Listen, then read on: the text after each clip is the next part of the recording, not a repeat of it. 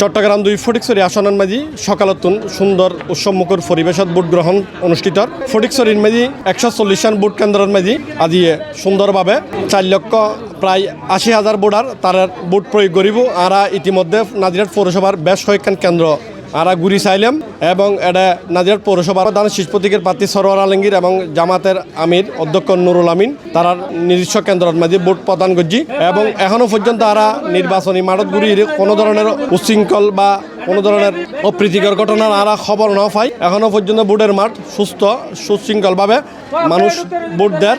হাকু vote দিন না আগর মশলা দিন এখন আগর মশলা এখন দিন না এখন দিয়ে নাই কোনো ধরনের সমস্যাই না না না মানে দিন না ভোট আয় ভোট এখনো ন দি গত যে 17 বছর 16 বছর আর এখনো ভোট দিন না পারি ভোট কেন্দ্রে খাসো আইন না পারে আমলি লাগে আই কেউ ডরাই রে হইজন পরিষ্কার করে ইনশাআল্লাহ এখন দিম তৈরি কত সুন্দর সুষ্ঠু ইলেকশনের কোনো সমস্যা তো কোনো সমস্যা নেই মানুষ আইয়ে যার ইলেকশন তার পরিষ্কার পাবে। বিয়াগুনুর আজি যে নির্বাচন এই নির্বাচনের মাঝে একজন সৎ এবং যোগ্য প্রার্থী উড়িয়াবু ইয়নো প্রত্যাশা কামনা করছি। Anwar Hossain Farid, C+ TV, Chittagong.